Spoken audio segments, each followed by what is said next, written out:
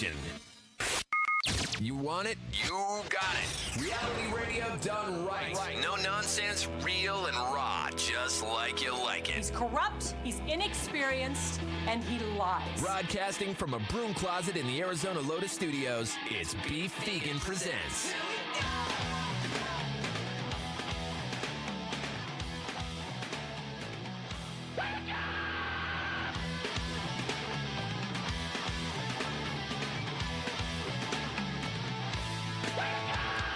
Yo, welcome back to the show. It's Beef Vegan Presents live on Rock 102.1 KFMA, streaming worldwide at KFMA.com on this beautiful Wednesday, September 25th. Good morning, Rico. Good morning. And good morning, Tucson. Thank you guys for tuning into the show.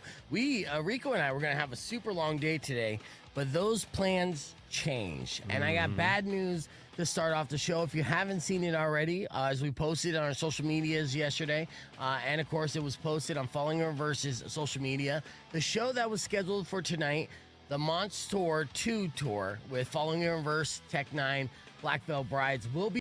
Whenever I read about some devious or disturbing story that comes from like Phoenix, Arizona, it's usually within like a 3-mile radius of where I grew up or lived, right? Naturally. So yesterday when I saw that there's a notorious brothel that just got shut down by the FBI in Phoenix, I was just like, what? and apparently it was well known amongst the community because there was tons of Yelp reviews on this brothel. And I'm going to share some of the comments with you, but this happened at, it's called the Royal Inn, and it was on I-17 and Bethany Home Road. To put that in perspective, I-17 Bethany Home is around like 19th Avenue in Bethany. I grew up on 43rd Avenue in Bethany, right? So, a hop, skip, and a jump, dude. Yep. So this property apparently was a brothel, a well-known brothel for several years. In fact, authorities were investigating for more than 2 years before they decided to shut things down. And now the FBI are looking into drug trafficking and prostitution on the property, according to the U.S. Attorney's Office. One person was arrested in this scenario, but this Royal Inn was such a trip because you'll see when we replay this in the podcast broadcast, it's like obvious prostitute just standing outside the Royal Inn, and then you would see these reviews on Google. Now, of course, Rico always goes to Google and leaves 5-star reviews, and so do John's when, letting people know about brothels in a major metropolitan area. I-17 and Bethany Home Road is literally visible from the freeway, right? So, like, you're talking about 1 million cars per day drive by this brothel, Royal Inn, and kind of like, that's where you can get a hooker. Here's what some of these coded reviews would say. All right, check this out. Jay Buck wrote 5 stars. Got the Friday fish fry special. Nice steamy plate. This place ain't for the faint of heart. Raincoat included. It's like what? Very cryptic. Pervert code is always fascinating to me, dude. Oh, yeah. And nothing is like more off-putting to me when thinking about sex by saying Friday fish fry special. Like, no, thank you, dude. I mean, I enjoy fish and chips every now and then, but that scent is not what I want in the bedroom. Very enticing. Emma wrote 1 star, came here at about 2 a.m. Lots of naked girls running around and in rooms. Yeah, don't come here. That's 1 star. She was just a girl trying to stay at a hotel.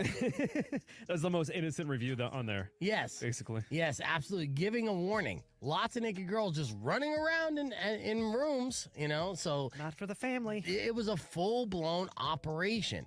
And I wonder how these things start. Does it start with like one prostitute being like, yeah, I'll set up shop here. This is cheap room, hourly rates, things like that. We definitely have those kind of like no-tell motels here in town. Sure. But to make it to the point where it turns into a full-blown operation and like the worst kept secret, and it still took authorities over 2 years to gather enough evidence to shut this place down. Very curious. Very curious. A lot of undercover work, right? Yeah. We're compiling the case. Yeah. Takes time. This one as well, and I hope all these guys are kind of put on blast, dude, because some of them, when they're leaving reviews, they got profile pictures, right? So Wood T, you can see he looks like a very distinguished man, maybe an accountant wearing a suit, right? And 5 stars, and his review was all you can eat lizard special all night, great price, loved every minute. right? And then he rated rooms 1 out of 5, service 1 out of 5, location 5 out of 5. So Yeah, you can click on the profiles and see things like, oh, Dave and Buster's you went to, or Yeah. Top Golf. Yeah. Like, oh, this guy has a very eclectic lifestyle. Yeah, you idiots. You're outing yourself just to let other Johns know. Like, ridiculous. It's weird. People Right. are weird, man. And Crazy. Obviously, Phoenix is a major city, so it's not that surprising. And I'm sure there are places like this all over the country in major metropolitan areas, but still mind-blowing when they, reveal this and shut this down. Now, the owners and operators of the motel are currently not facing any charges connected to human trafficking. However, federal officials say that they had been advised that dangerous activities were taking place on the property, and they ignored those. So you have to assume that the owners obviously knew what was going on, right? They're like, oh, Royal Inn, we're sold out every night. It's crazy. Gangbusters. No dress code at all. In a statement about the closure of the Royal Inn, Phoenix City Councilwoman Betty, I want to say Gerardo, I said the closure of the Royal Inn has been a critical piece missing from our strategy to restore safety in the neighborhood. The community has long called for action against property owner who has allowed criminal activities to thrive on these premises. Again, years they've been saying, like our city council people, everyone knew about this. The fact that cops were parked out in the parking lot is just mind-blowing to me. You know what's going on. Right. And Let's also, not play coy.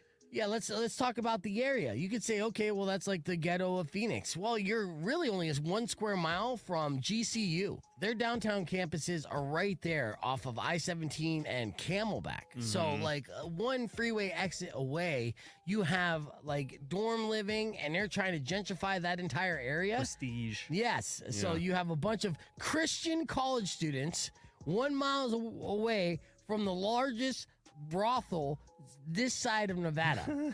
Insane. It's a short Uber ride. Yeah, I it was is. looking to delve into the seedy underbelly. Oh, Jesus, yeah. So that was a huge story that broke yesterday. Let's hit the reset on this hard. But definitely look up the Royal Inn and have fun with going through all those comments if they're still available online, which I'm sure they are. In fact, actually, Fish Fry Friday smell Rico's 5-star review right around the corner. No, you don't want to guess. I'll stick to Red Lobster. Fair enough. Yes, that was a clip from yesterday as we were back here. I wanted to share that clip again for, reposting purposes, but I wanted to get the show open going with what we were talking about this morning and kind of like the header for the podcast broadcast. I did watch the 6 hours of the Mr. McMahon documentary on Netflix. You got to get back in there. I'm popping it up right now. Oh, okay. I was like, I need that camera for when Herb comes in. Please welcome Emil back in the studio, of course. Now, the Mr. McMahon documentary was 6 parts, right? 6 hours, and I watched the entire thing, right? Just a fat bastard, just sitting on my couch watching that all day long. It was like homework for me. None of it was surprising whatsoever, and a lot of the information, I grew up as like a wrestling fan, so a lot of these stories are just retold stories that I've already heard like 100 times over. Were you really expecting something like new and juicy to come out, or because this kind of seems like it's like an intro for a lot of people, intro to the world of WWE and McMahon? Well, that's the way I took it. At the end of it, I took it as an intro to the world of WWE because, I mentioned earlier this morning that the most fascinating part about the documentary was the end of the documentary. Each episode, there'd be about 10 minutes of credits, and Netflix basically overdubbing this in every conceivable language that they are, streaming their product to all over the world, because that's what Netflix is. It's a global conglomerate. Yeah. People forget about this too. They are so far ahead of the game that like most houses around the world have Netflix in their home. Mm-hmm. So when they made this deal for WWE to stream Monday Night Raw live, this was a huge deal for WWE because they're going to reach an audience that they never reached. Everywhere. That's the other 70% of the world. So to see the overdubs in every single language, knowing that this is going to be on the front page in any country, and every country that Netflix is in, means that, this is basically an introduction of WWE to the global audience. Mm-hmm. And also a pretty pronounced statement saying they're separating from this moving forward to the future, which basically is Vince McMahon. They did mention his allegations against him, his civil lawsuits There was only one in there that I didn't necessarily remember off the top of my head, and it involved, a settlement with a female referee from the 80s. And alleged rape charges there. So, I mean, obviously, Vince McMahon does not necessarily walk away from this not looking like a good person whatsoever. That's not true. You know what I mean? Like, he does look like a maniacal scumbag Right. to a certain extent, but nothing surprising to the wrestling fan that's been following this. Be like, yeah, no, actually, we've known all this. There was nothing new, nothing salacious. And at the end, when they talked about the allegations with Janelle Grant, they're like mentioned, but not interviews with Janelle Grant or any other people that are involved in these current lawsuits Right. that have made Endeavor tell Vince McMahon to kick rocks. Mm-hmm. So for that aspect of, we talked about how Vince McMahon wanted to buy the documentary so nobody would see it. I don't understand why. I think most of it kind of showed his life and legacy somewhat accurately, mostly kind of boring. The coolest thing about it, though, was if this was all approved and this documentary was being shot before the latest rounds of allegations came out. Mm-hmm. So basically every superstar who's been in the WWE, the John Cena's, The Rock, Stone Cold, Triple H, Shawn Michaels, The Undertaker, all of them participated in this. Yeah. Now, if it was post allegations, none of them would have participated in this, and it would have been a talking heads piece where it's a bunch of nerds like me being like, I heard. Yeah. But these were actually guys that were there. Bret Hart was in it. So for wrestling fans, it's fun. But for anyone looking for something that would blow their mind or some new revelations, you're not going to find it in that 6-part documentary. And let me ask you something. So you're obviously a big wrestling fan. I watch it every now and then, just at friend's house. Yeah. McMahon's always been kind of painted as a villain to a certain extent. He though, painted right? himself as a villain, yes. Yeah, they play a role within like the WW community as that person anyway. And we all know his personal life. Anyway, we all read the news, and this has been going on for decades. So like him trying to hide it and buy it and keep it away from people, though, it's like everybody already knows, dude. So yeah. what's In the point? fact, I mean, it's better to have that legacy than no legacy at all. And he is being erased from the history of WWE altogether moving forward. Yeah, considering it is was a family-run business from his dad to him, and what he's been able to build was solely on the shoulders of him, Vince McMahon. So, and that part is impressive, but 2 generations from now, nobody will know that. We're back here live on Rock 102.1 KFMA. It's a podcast broadcast as we're hanging out here with streamers, and we got Herb Stratford coming in here in a little bit. You know, a term that gets thrown around a lot is gaslighting. Yeah, especially over the past couple of years. It's like almost like overused. Super popular, right? But what exactly is gaslighting, and how can you recognize it? That is the kind of question that is being asked, and there's a way that researchers came up with a new online test that could help you identify gaslighting, and if you're being gaslighting, or if you're being gaslit, or you're the one inadvertently gaslighting. Because sometimes you get called out and accused of things and you don't even know you're doing them. Right. Right? So here are the 11 signs that someone is gaslighting you. Number 1, they make you doubt the things you said. Yeah. Okay? That's a classic gaslighting move, apparently. Yeah. All right. Number 2, they make you feel like everything you do is wrong. Okay? Now, again, there's obviously going to be a lot of gray areas of this, especially if you're thinking about relationships. I agree with that one, though. Yeah. Number 3, they deny saying things you remember them saying. Okay, yeah. Okay. Number 4, they make you think that you don't understand situations. Number 5, they make you question your memory of things that happened to you, right? Number 6, they make you feel like you're in the wrong, right? And number 7, they make you feel like you're impossible to get along with. Number 8, they make you think you don't understand them. Number 9, they accuse you of distorting things. Number 10, they act like you're blowing things out of proportion.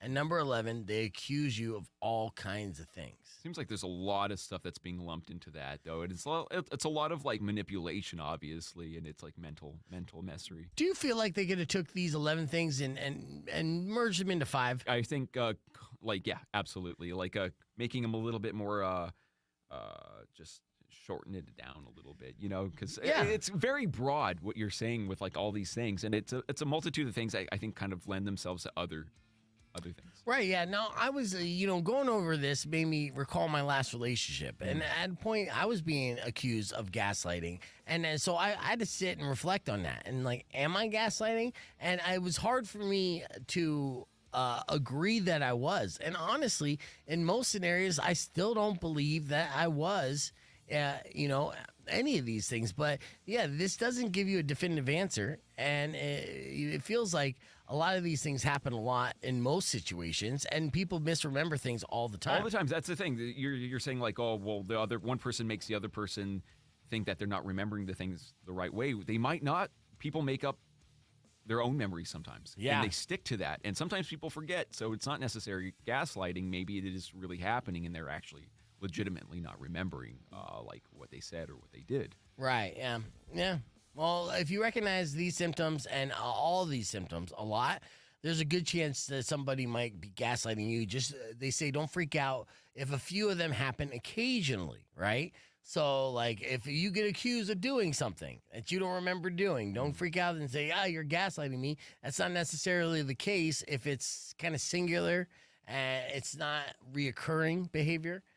The average answer for each one of these was rarely. So it's not uncommon that, you will be made to feel like you're in the wrong for something. But if it's not all the time, that's not necessarily the definition of gaslighting. According to Psychology Today, there's a test, too, that you could take online at psypost.org.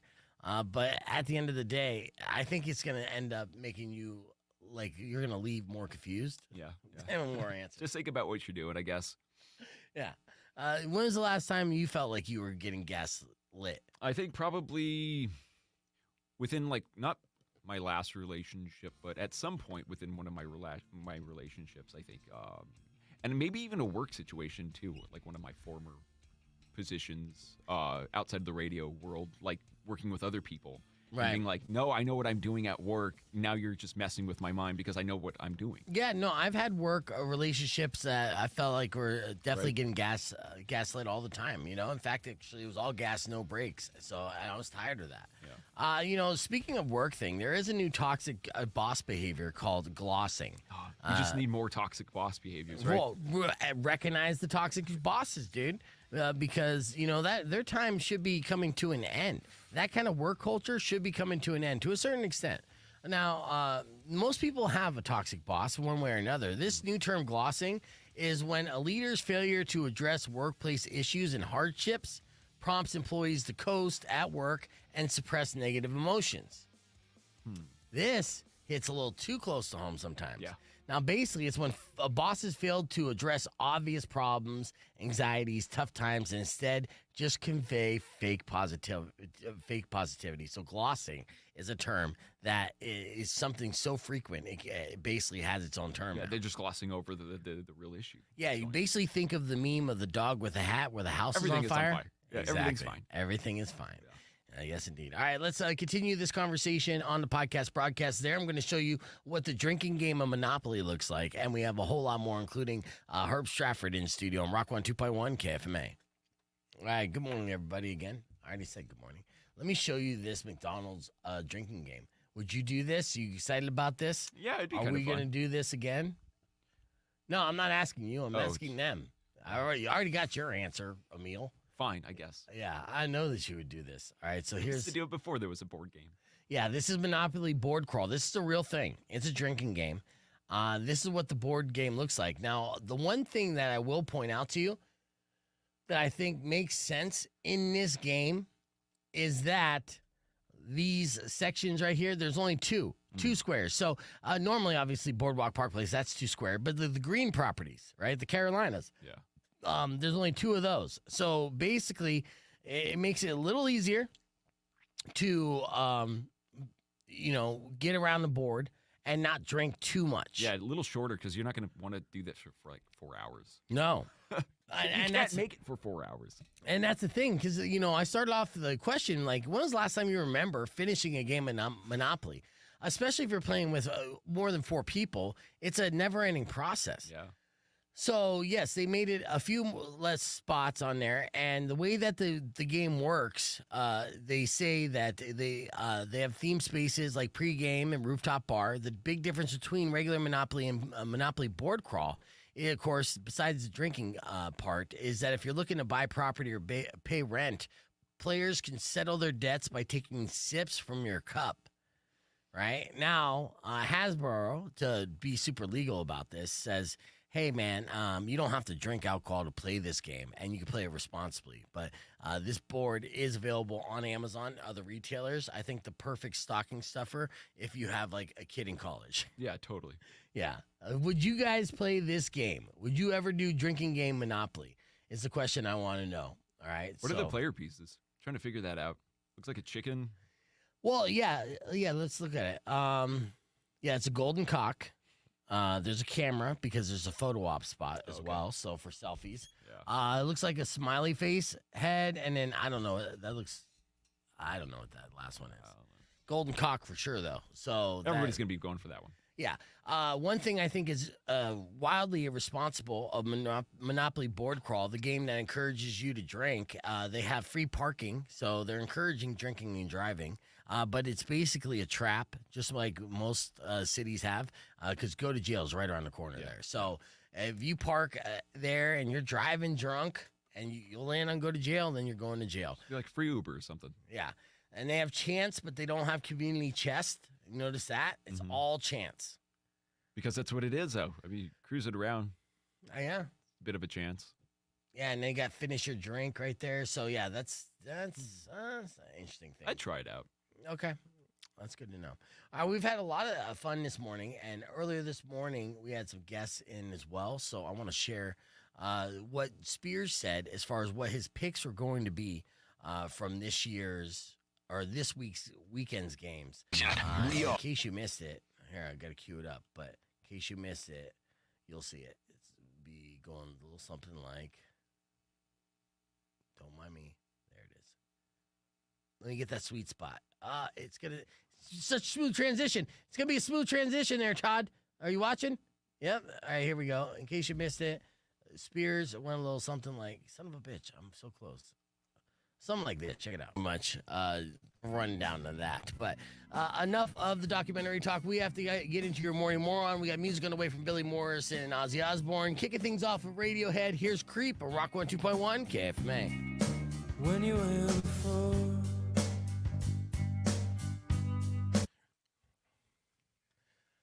All right, there you go. Rob Zombie and Rock 102.1 KFMA in studio of our special guests. He co-hosts Spears and Ali on ESPN Radio. If you go to their Facebook page or on their YouTube channel, you'll see an in-depth interview they had with Coach Tommy Lloyd of U of A yesterday, which is a great interview until the power went out. And then everything went to chaos as far as your audio equipment. But it was a good interview. I watched it in its entirety. Tommy Lloyd's a fun dude, right? He's a beer drinking, laid back guy. Yeah, he's a ball buster of sorts. He continues to bust your balls. Always. Yes, and it shows a lot of love to Ali. So, are you gonna get him with any of those gotcha questions eventually? Well, I mean, what do I got to ask him at this point? That is a gotcha question. I'll tell you what. In September. There was a time I met Tommy Lloyd at a Halloween party, and I had these like little fake severed fingers, right? And so I bought like 10 of them at Spirit Halloween. And so when I would like shake people's hands, I would go, ah! And then in their hand would be a severed finger, right? That was my little Halloween prank for that party. I did that to Tommy Lloyd, and he cracked up. And then he took the finger and he was like, look at this. No. Now, in all fairness, I was asked never to tell that story, but I feel like there's a statute of limitations, and Tommy's been doing pretty well. But that's funny. Yeah, and I was like, "Whoa, bro, are we like best friends now?" And like, I dig your style all the way through. Anyone that does like a penis joke to me is like my immediate best friend. Yeah, that's how Emil and I met. Yeah, it's like years of penis jokes, I think. Yeah, absolutely. We're on that same page. So maybe if you next time open up the interview with a penis joke, then he'll drop the the wall, the guard, if you will, and really get to the nitty gritty. Be like, we're working on new defense and everything else, right? Maybe. Okay. Yeah. Now, the red-blue game, that's going to be a big deal. Yeah. And you talked about that. But the reason why we have you in, of course, is we're doing this company-wide promotion where the whole company is, or the company is trying to see if every one of our listeners on every single other station is smarter than you, which I feel like is insulting. But you are our sports expert on ESPN Radio, so we can go to any website, KFMA.com, and just sign up to try to beat Spears when it comes to his NFL football picks. You got 3 games for me today that you're going to pick that I'm going to pick the opposite and make a bunch of money with. Okay. Okay, that was the question. And I know I didn't frame it as such, but what are some games that you're really excited about this week? Okay. Well, if we're talking about just gimme games that I think are easy wins, the Chiefs beating my Chargers in LA, because the Chargers. You're still heartbroken, huh? I'm heartbroken, man. That was a tough game. Yeah. They acquired a lot of injuries in that game. They were piling them up. Justin Herbert left with a high ankle sprain. I don't know what his status is going to be like for Sunday. They could be without their 2 starting tackles, and not having that protection, not having your starting quarterback, it just does not bode well for the Chargers. And I think the Chiefs, albeit they have looked a little wobbly to start this year, and they've kind of scraped by their 3 wins, I like the Chiefs to win. Okay, and now, Travis Kelce's been getting a lot of press, obviously, for the past 2 years. Recently, his press has been really bad because he's basically blaming partying with Taylor Swift as to why he is sucking so bad this year. Do you think he's been sucking? Yeah, he has not been playing at the Travis Kelce level, the best tight end in the game. So, but at the end of the day, the Chiefs are winning. So he's like, yeah, my numbers are down, but Xavier Worthy's balling out. Patrick Mahomes is still playing like Patrick Mahomes. We're still winning. Yeah. So, and listen, Travis Kelce was thinking about retiring after this year. Really? Or after last year. Right, to be a stay-at-home dad or something. Or just to do his podcast with his brother. And well, yeah, he just got $100 million to do a podcast with his brother. So what is exactly the motivating factor to wake up early, do burpees, and all that nonsense, right? Exactly. Yeah, so it's pretty much toast. If you have Travis Kelce on your fantasy team, trade him immediately. Like, the guy's not going to be doing anything good for you all year long, especially if Taylor's not showing up to the game. All right, well, let's talk about this then. What are just the 3 games that we want to focus on as far as your picks, and might be a little close? Because we know it's going to be easy money betting against the Chargers all season long. Okay, so that's a layup. But I need through, like, tonight we have a big Thursday night game. I believe my Giants are playing, right? Yeah, your Cowboys or your Giants are playing the Dallas Cowboys. Yeah, now this is a heated rivalry game always, so, and I always love it when the Giants beat the Cowboys. Is there a chance that they're going to do that this year? No, Cowboys win tonight.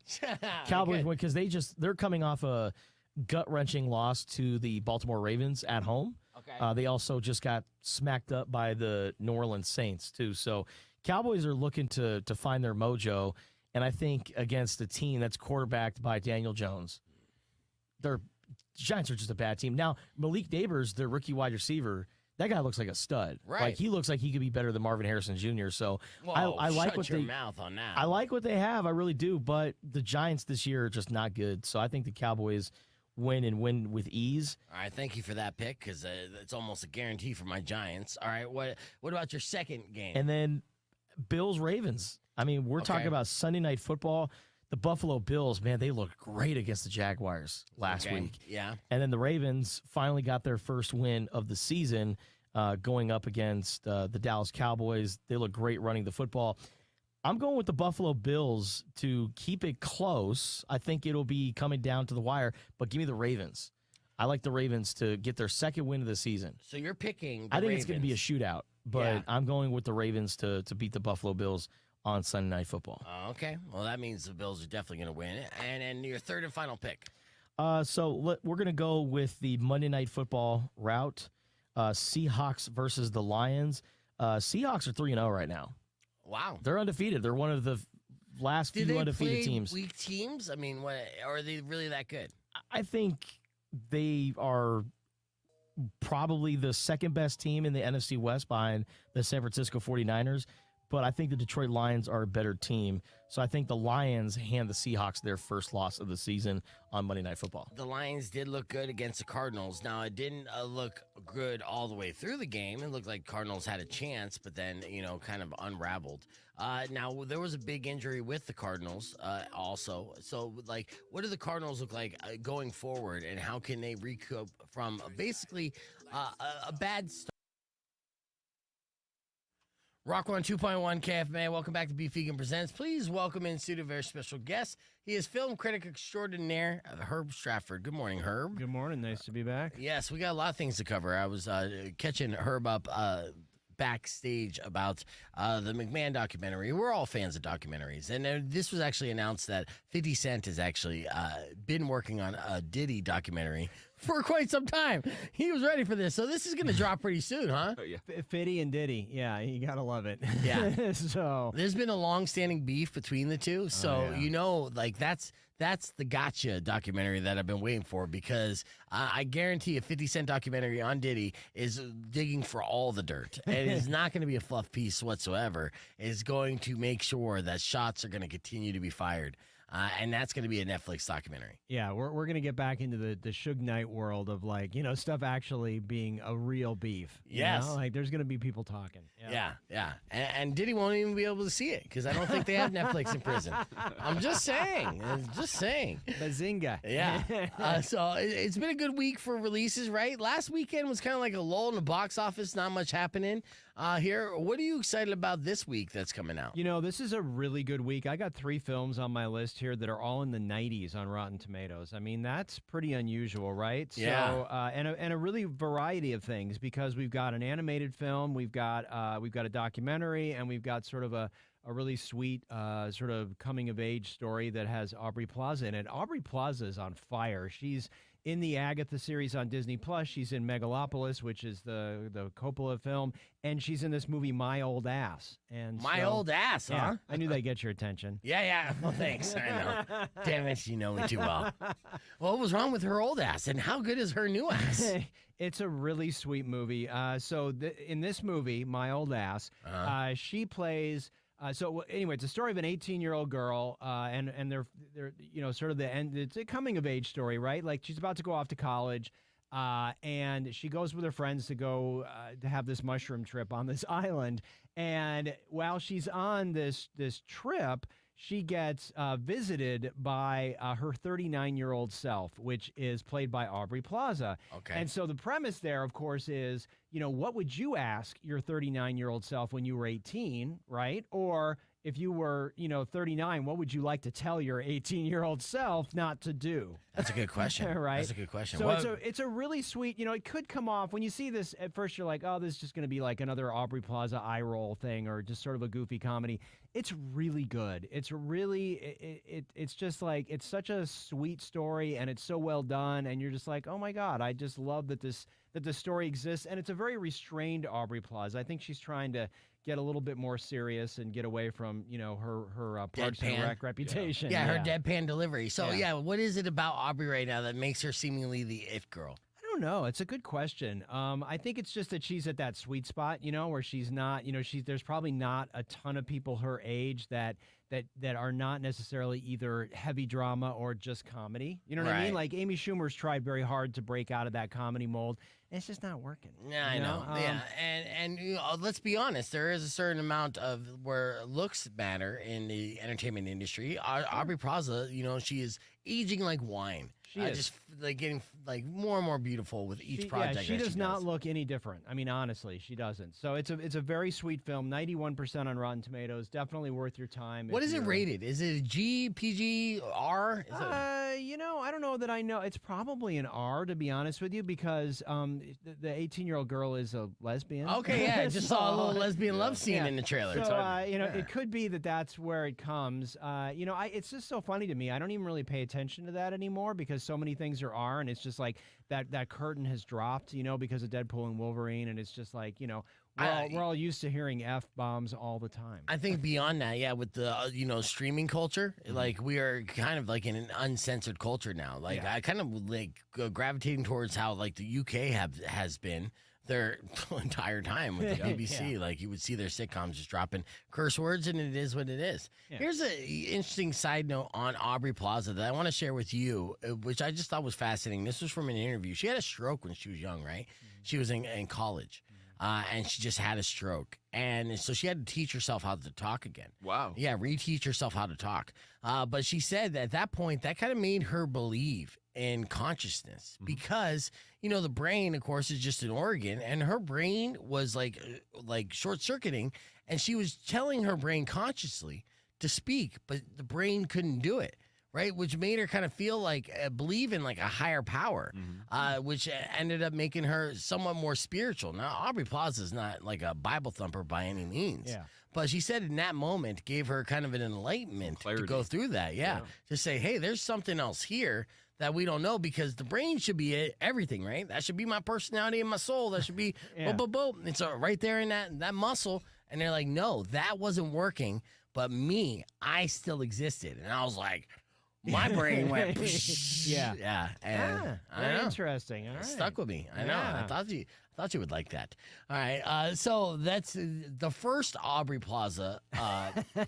This week, yes. Yeah, my old ass. There's 2 coming out this week with Aubrey. Yeah, so Megalopolis is you probably have heard something about this. This is the Francis Ford Coppola, who of course gave us, everything from Apocalypse Now and everything else. This is his self-financed sort of passion project. He's been working on it for like 30 years. There was a little bit of drama because some people on set accused him of inappropriate behavior. His wife died right before the film got released, Eleanor Coppola. He's got $100 million plus into this. It did premiere at Cannes. It got a good review. It's a little mixed. A good right review? now. That sounds. Well, I mean, it's not universally acclaimed. Let me just say that. Okay. It's got a ridiculous cast. I mean, Adam Driver, Aubrey, as we mentioned, Giancarlo Esposito, Shia LaBeouf. I mean, everybody who he called was like, "Oh hell yeah, I'm going to work with Francis." Coppola, Are you kidding me? yeah. I mean, he could be doing it's not butter commercial, and people be like, "Yeah, I'm on." So anyway, yeah, this is the story of basically a sort of a fictitious city, New York, that has been beset by a disaster, and there's sort of a battle between this architect that wants to build back better and the mayor, played by Giancarlo Esposito, of course, from Breaking Bad fame and other things, and The Mandalorian, I mean, all kinds of stuff. But anyway, so it's that battle between the two of them. Very stylish, very auteur-ish. I think this is probably going to go down as not Coppola's best film, but certainly it speaks to his grand sort of cinema sort of aspirations. And you think about Coppola, I mean, this is a guy. Coppola came out the same time Scorsese and George Lucas came out, right? This was sort of the new 70s, was the new filmmakers. And so, yeah, they were all part of the crew, along with Steven Spielberg. They were like a little gang. Yeah, and I mean, this is, these guys, anything they make is worth watching, certainly. But I wonder, I'm not entirely sure how it's going to be, what the legacy of this is. It's not going to have legs like Apocalypse Now. Let's just say that. You don't think it's ahead of its time? Is there a possibility it could be ahead of its time? I suppose that's possible. Yeah, we get things sometimes, and then years later, we're like, oh, that was really good. Mm-hmm. And it could be that's what it is. But I mean, he's got a lot. He refinanced all of his wineries. I mean, he threw all of his money into this project. So, and then they had a little bit of trouble finding a distributor. So we'll see how this does. That's not good, too. You get done, basically, you have this whole packaged product ready to go with your name attached to it and pretty much a who's who of Hollywood elite, and you don't even have studios that want to release it. Like, I don't know if I want to invest in that. That's like the Kevin Costner realm there with the Horizon. Yeah, and that's the thing. Like, he was approached. I think the European rights got bought because the Europeans are more into his jam. But yeah, be like, this is weird as hell. We'll love it. But they were like, a lot of people approached him, and they were like, I think some of the streamers, and he was like, no, absolutely not. This is being released theatrically, which I admire because he is that old school director, and he's like, you know what? This needs to be seen not on somebody's couch or on their freaking phone. So it does look visually stunning, Yes. like you're inside the Las Vegas Sphere. Yeah. They say it's the ultimate IMAX experience. That's part of the trailer. That's kind of pitching it. It's obviously a passion project, but sometimes you can be a little too passionate and get a little too lost Yeah, and it's at no one pushing 50% back. on Rotten Tomatoes. So 53%? 50. Jesus. Yeah, so we'll see. But that a may bit of a just be that not a lot of people have seen it yet. They did not make screeners available to us, so I can't speak to it. That's not good personally, either. but I know. Yeah. We'll see. See, I mean, I've hung out with Herb enough to recognize all the red flags of a potential stinker. How many times, Emil, has people said that you look like Adam Driver? All the time. It gets to the point where like he was in the Star Wars movie. I wanted to be in the Star Wars movie, and then this lookalike of me got to be in Star Wars movie. Does suck, I'm What gonna the slap hell? the dude if I ever see him. Yeah. I'm so glad they don't cast like chubby uggos in lead roles. I'd be so mad if I was you. All right, we're gonna keep the conversation moving on the podcast broadcast. More with Herb Stratford coming up after this. It's Rock 102.1 KFMA. Clear. Yeah, that's like I have a friend that looks like Adam Driver. No. A less successful Adam Driver. Yeah, so Megalopolis. So let's record something for tomorrow as well. See, let's say a streaming thing. Will and Harper. Let's talk Talking about that. Will Harper? Sure. Yeah, that'll be strictly for tomorrow morning's 6 o'clock. Sure. Rock 102.1 KFMA. Welcome back to Beef Vegan Presents. We are joined live bright and early by a man who goes to bed before 5 p.m. on a regular basis. So it makes sense that he's here in the studio this early. Herb Ouch. Stratford. Good morning, Herb. Ouch. Well, I mean, Wow. what? Your bedtime's got to be 6:30. No. Oh, I know. You're a socialite. You're the one that has to get up at 4:30. I don't. I'm projecting. I know. No, I actually imagine that you and your wife do like social events where people are dressed up and eating cheese. Having eating pants cheese. on, Yeah. Sounds very fancy. They do. Pants and It is cheese. fancy. They eat cheese.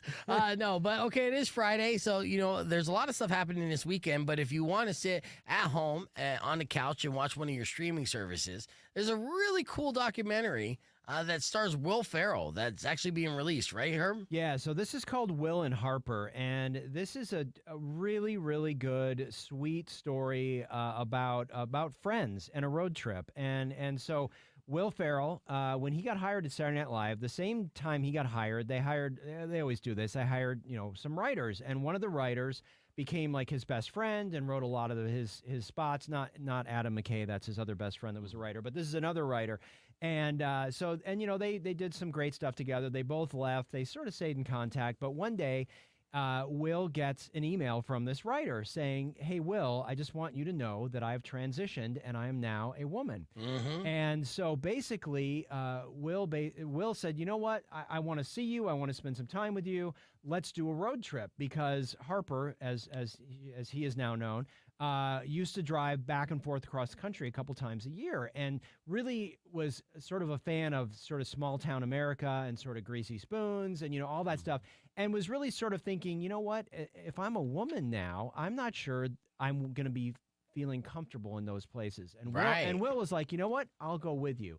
So this is a really sweet sort of buddy road trip movie, but also it sort of is looking at America and how is Harper going to be perceived. Now, granted, I will say right off the top, having this experience with a huge global movie star named Will Ferrell right next to you is going to change people's perception of you. Right? Yes. Having a camera with you, even if Will is not there, is going to change people's way that they treat you. Yes. So it's not 100% an accurate experience, but in my mind, if somebody goes to see it because it's Will Ferrell and it might change their mind, then that's a game winner. That's a game on. You know what I mean? That was worth it. And it's a really funny movie. Will is very funny in it.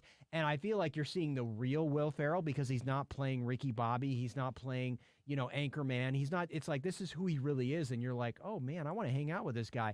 Yeah. And it's fun because they go and they see other people from Saturday Night Live. They see Tina Fey.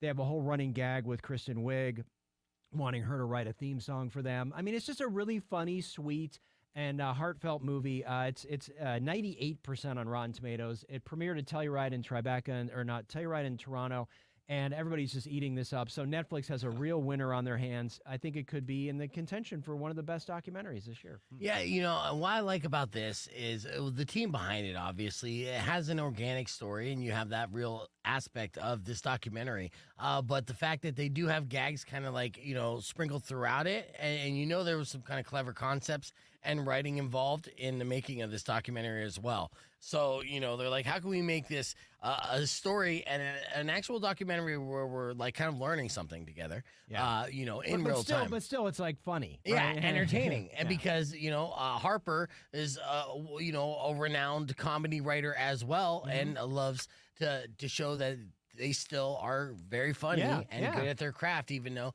they transition. I'm still waiting for that email from many of my friends, actually, like it's a short list where I'm like, I got my I'm not surprised response already saved.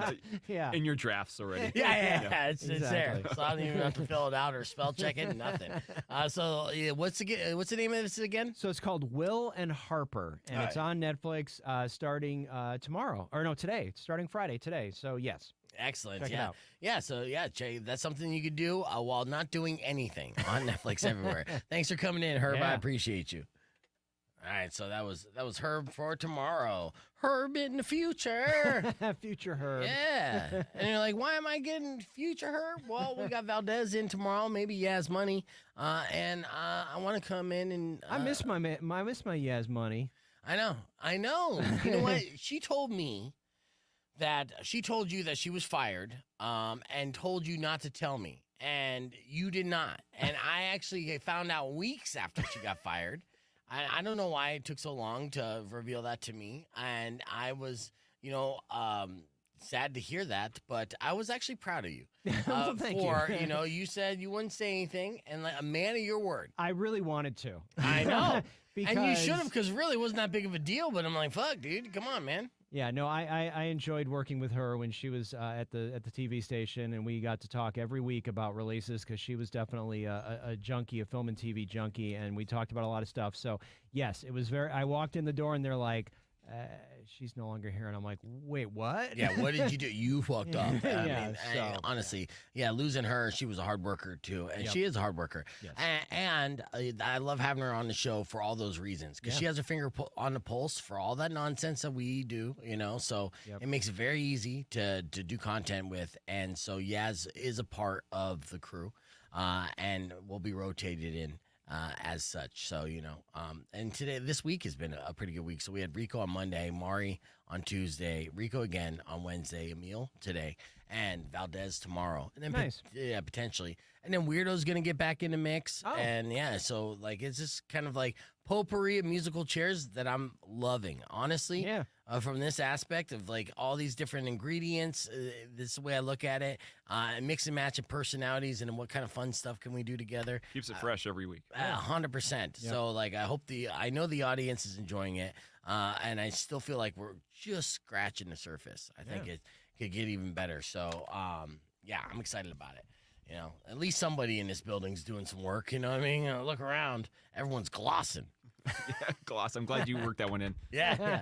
That's a new word we learned today. So glossing. Right. All right. Yeah, that's when a boss like pretends like everything's okay and just like, here's some donuts, everything's fine. Like, no, this whole fucking house is on fire. What are you talking about? We're having a pizza party today. The donuts need to be on Thursday. I just have to say, I spoke to the big boss the other day, and I was like, before COVID, donuts were on Thursday, and then all of a sudden, what the hell happened? Right. So yeah, and on Friday too, like most people don't even come into the building and feel like it's a waste of carbs. Yeah. And people are out the door quickly. I am a fan of that on Thursday. It made me look forward to Thursdays and say, you know what, then just one more day, I'm going to give it a my all. That's right. Yeah. And pre-record some spots. Doing that now, yeah. It's like, good, I don't have to come in on Friday at all. I know. But all right, we're getting ready to get back on air here in about 2 minutes, and we got a few more things to talk about. We do. We got 2 more things we can talk about. Yeah, so Lee and the Wild Robot, right? Yes. Yeah, and my old ass, it's so weird how sometimes these things line up where, an actor or an actress will have a projects being released on the same day. Yeah. But they're literally shot like 6 months prior Yeah. or even a year. Mm-hmm. You never know how long something's going to be shelved. And then you're just like, okay, this weekend it's all Keanu Reeves all the time. Yeah. And then you worry. I'm sure your team is like, oh man, we're going to be saturated, right? You know, because I remember, and I'm going to name drop, and you're going to make fun of me, but I was doing some stuff with Dave Grohl when I was in Napa and different things, and I would pitch for years afterward. I would pitch Grohl's manager. I'm like, what about this? What about that? Whatever. And he would be like, you know what? He's like, I got to be really careful because I don't want to overexpose Dave. Yeah. He's like, at some point it's going to be too much. And of course now we have it. Right. we've reached the tipping point on Grohl.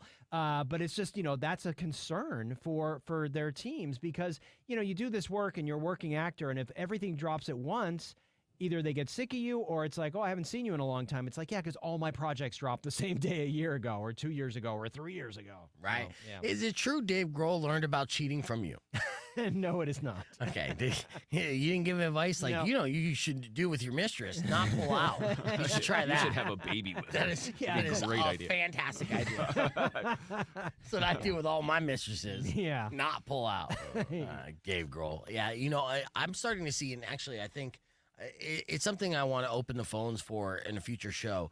I'm starting to see a Nickelback turn. Resurgence? No, stop. Turn on Foo Fighters music. People are starting to bag on the music of Foo Fighters. Really? Yes, and for years, in fact, we'll start with this.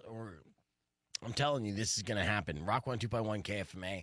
Here's a new trend that I'm recognizing in real time online a lot, okay? And it's a turn, not on just Dave Grohl, but on Nickelback's music. Now, for years, I had the Nickelback Foo Fighters theory, okay? The Nickelback Foo Fighters theory was that they both essentially put out the same music, right? Same genre. It's stadium rock, right? Yeah.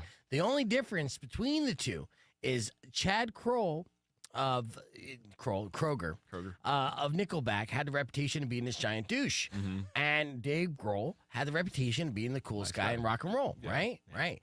Now that has changed. It actually kind of switched. The paradigm is switched. Yes. Chad Kroger is now getting a reputation like he's actually a nice guy, and Dave Grohl has been showing his cards and starting to get the public to turn on him. And from that, people have started making Foo Fighters music jokes more and more frequently online. And in a future episode, maybe tomorrow or whatever, or maybe next week, well, I want to open up phone lines. And are you starting to feel like you're hearing more Foo Fighters hate? Or are you just like, this Foo Fighters song again, this sucks? Because I see something bubbling. And I would not be surprised a year from now, the Foo Fighters essentially have the same stank on them that Nickelback did. Well, and here's the thing too, like when Taylor Hawkins died, right? You had all this built up goodwill because it was like, oh my God. But then I saw a little couple of cracks where people were like, now hold on, Taylor had some issues, and you guys were covering for him, and you were, you know what I mean?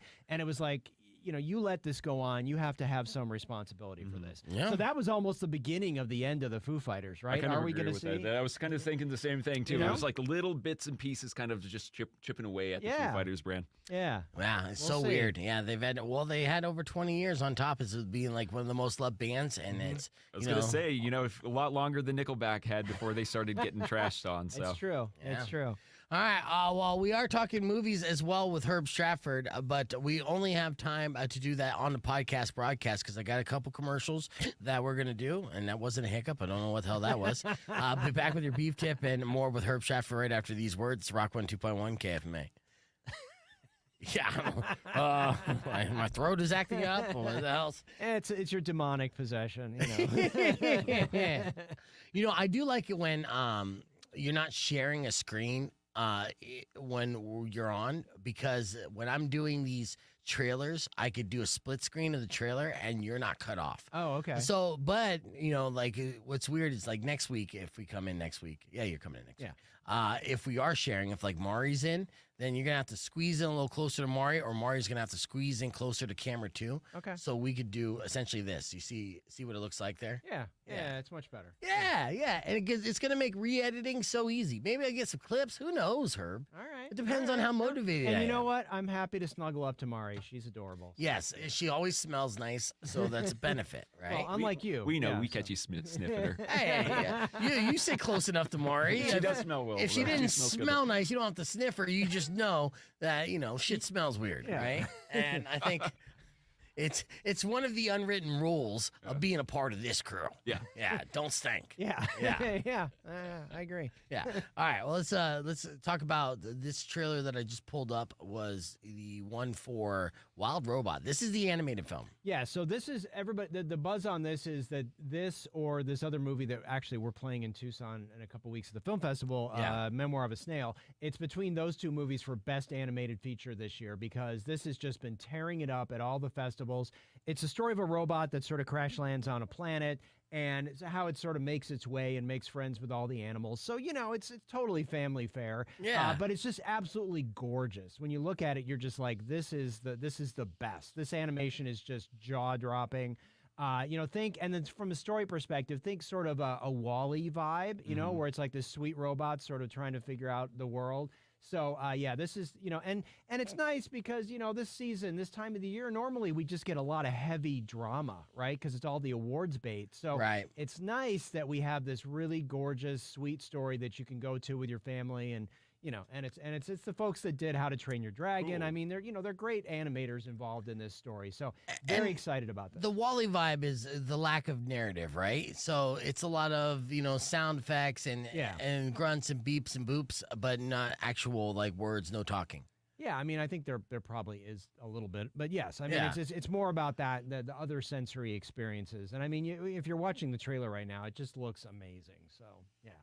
Very excited. It does about look that. amazing, yeah. So I mean, do you normally get excited about animated features? I'm pretty good about it, but my wife is not an animated fan, so I can't get her to watch those. So I don't have anybody to watch them with. So, I mean, I watch them, but I don't, I don't. But to your question, like that's the last category when I do my awards stuff is the animated because I sort of save them up and then I watch them all so I can compare them. So okay, so a lot of these things I won't watch until another month or so. So Liz on the stream wrote, excited for Wild Robot. The book series is fantastic for kids. And then Daniel wrote, so it's a ripoff of Wall-E and Iron Giant. I was going to figure that too.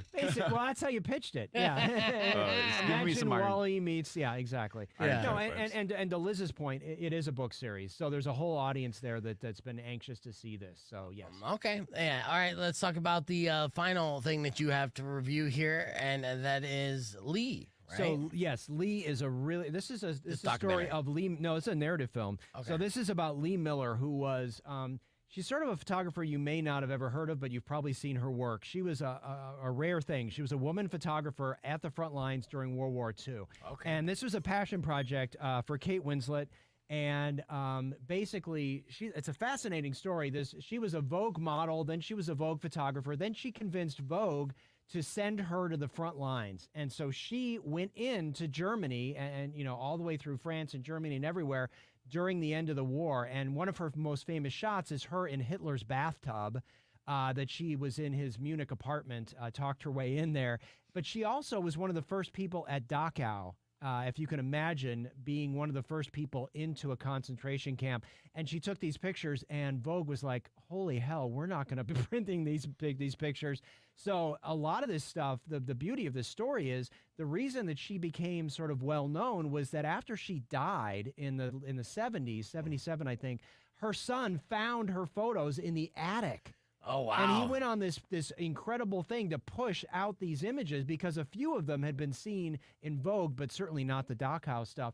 And so he went on this passion project to make sure that his mother's legacy was not forgotten. So if you're a photo person, you know her work, but to see how some of these things happened is really brilliant. I really like this movie. She's great in it. And a lot of times I don't like these movies that are documentary or not documentaries that are sort of, they recreate things. Like I didn't like the Freddie Mercury movie. I didn't like the Elton John movie. It's like they just have a checklist of things, right? Mm-hmm. I was worried they were going to do that, but it's very well done. They spent a lot of money on it. Definitely, if you're a World War II fan, check it out. All right, and the movie that you just heard Herb on the air talk about was Lee, starring Kate Winslet in theaters everywhere. So we're almost out of time, but a fantastic show as always. Had lots of people who stopped by. I like to thank Justice Spears for giving us picks. Just remember, pick the opposite, win money. Poor guy. Yeah, Chef Ramon for coming in, Rob from Tucson Roadrunners, of course Herb from actually he doesn't really have a job, but Herb. Arts and culture guy on YouTube. Yeah. Yes. I'm dropping some new Lord of the Rings interviews next week. So. Oh, nice. Yeah, and you know what? I've been backing you up on what you've been saying about the new Lord of the Rings, and I forgot who I was talking to about it, but they were kind of like standoffish, and I was like, no, you gotta trust me. My buddy Herb says once you get past that first season, and really, talking about the show, then okay, Yes, not the yeah. new movie that I've been hearing. The about. Rings of Power, yeah. Okay, cool. You've been hearing about a new movie? Yeah, something about Gollum. They're coming back with like Andy Peter Serkis. Jackson. Andy Serkis is doing another movie, and actually, Ian McKellen is going to be Gandalf again. Which is crazy. I don't know how I feel about it. I'm excited, Yeah, all these but I'm spinoffs, dude. Be like, you're not Tolkien, bro. Yeah. Like, stop being like, oh, you know what he would have wrote. No, he would have wrote it. Those books are long as is. You know what I mean? That's true. So, yeah. That's true. All right. Well, I guess that will be your beef tip today. Don't write any Lord of the Rings spin-off programs or projects because you're not Tolkien, bro. Those are wise words. You could get it tattooed on you as well. Tomorrow morning, we'll continue to give away tickets for AWOL Nation and Iron Chef. Valdez will be in studio and so much more. Till then, Robin Nash is up next. You guys enjoy the rest of your day. Drive safe, ride safe, and as always, rock local. Later. When you Yeah, you're not Tolkien, bro. upon a side of beef, Lord of the Cock Rings. I just wrote this. This is something that JRR was going to get to. Lots of hobbits. Mean or kind of bad, I will knock out all your teeth. All right, Babuski. Thank you guys for listening.